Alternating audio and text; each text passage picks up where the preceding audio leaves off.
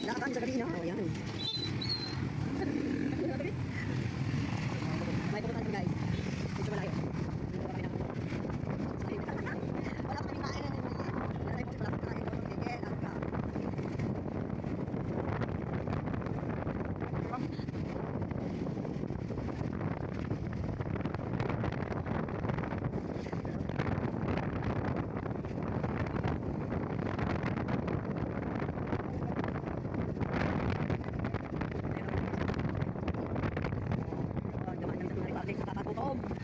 Hanggang naman yung aming palengke.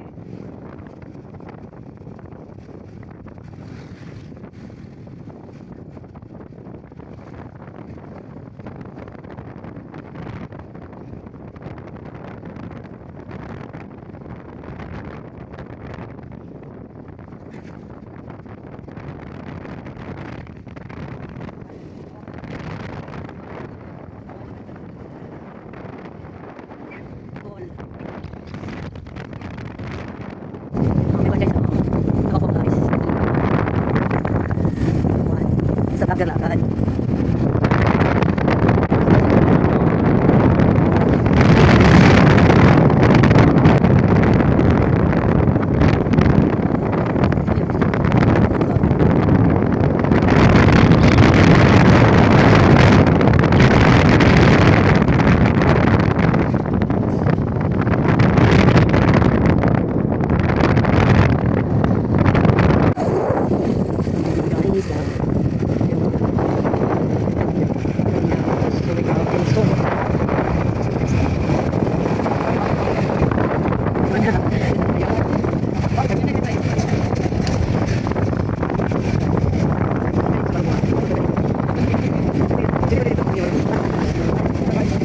Hello guys, for today's video, pasensya nyo yung boses ko guys kasi namaos pa rin ako, no?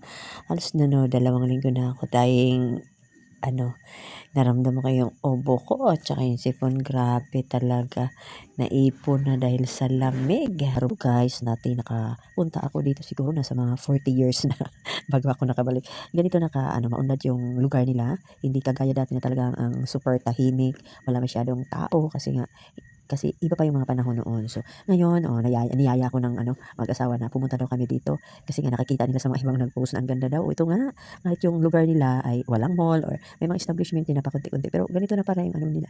Ganito na sila tawag dito, ganito na kaganda yung lugar nila. Ang dami mga tao dito dumadayo guys.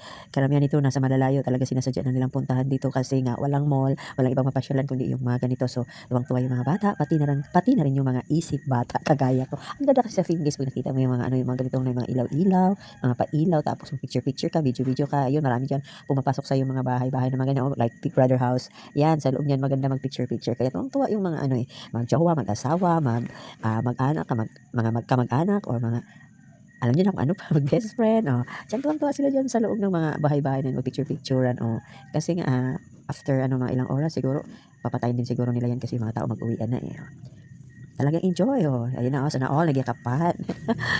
Kasi malamig yung guys, malamig na yung panahon, Tsaka ito siya, munisipyo pala yung nandoon sa may taas na pupuntahan din natin yun. Paakyat din kasi siya, medyo maganda yung lugar nila dahil lang siya yung patag lang ba, tas yung nila, yung munisipyo nandoon daw sa may taas, Sige, maya-maya puntahan natin yun. So, dito muna isa-isahin natin 'to. Tingnan mo yung hipag ko, porma na siya ng porma, Tuwang-tuwa talaga, pati ako tuwang-tuwa. Ang ganda kasi ng nakaka-relax tingnan yung mga ilaw, at ibang kulay ng mga ilaw, yung mga design ng mga nila, booth nila, Ay madam, tuwang-tuwa madam, wala kasi sa amin 'to guys. Hindi pa kasi nakagawa yung lungsod namin. Pa lang, nagsisimula pa lang yata silang tawag dito, nagde-decorate ng mga nila, kaya dito muna kami pumasyal. Lalong yung ubo ko nito kasi ang lamig tas ang layo ng binahay namin. Isipin mo hindi pa kami kumain, dumiretso na muna kami rito. Bigla namang naisip ng itong hipag kong pumunta daw kami rito at na-engage siya sa mga post. Sige, parang may content din tayo. Pupuntahan natin. Magtiis ka, ubo. Kasi maglalakwat siya ako. Ay, dilim-dilim dito banda guys. Pero doon sa unahan, ayun may mga ilaw na dyan. Meron daw cave dyan yung boat na yan. Yung boat na yan, may cave daw yung ilalim niyan. Pero sarado pa daw, sarado. Ayan. Sa loob niyan, meron siyang ewan ko kung anong klaseng cave nandun sa loob kasi nga, hindi naman natin mapasok dahil sarado. Sana makabalik din dito sa susunod bago bago tanggalin yung mga dekorasyon. Pero hindi natin alam kung talagang mabalikan pa ba kasi nga ang layo-layo ng konti eh. Meron pa naman tayong iba pang pupuntahan para makapag-vlog. At least na natin na-notice yung ganito kaganda ng kahit walang mall, ganito lang masaya na. Daming tao talaga. Nandun pa sa may taas, ipahagdan-hagdan pa sila dyan. Medyo hiningal din ako, tsaka yung pinagpawisan ako kasi yan, yung paakyat paakyat yung way na yan guys, paakyat talaga siya, papunta sa may munisipyo nila. Lusaw yung taba ko rito, ito naman yung anak ng ko, ng best friend ko, magjowa yan, namasyal din sila. Magjowa yon. Sana all may jowa. Mga inatrabaho na kasi guys, nag-opisina na yan sila eh. Kaya, after nila work, dito dumiretso. Maganda siya guys, ilalim daw dyan, maganda yung sa may cave niyan. Dyan daw dadaan yung sa may pinto niyan, tapos sa loob na doon yung cave. Ayan na, madam. Postura na naman si madam. Sige, madam, aura.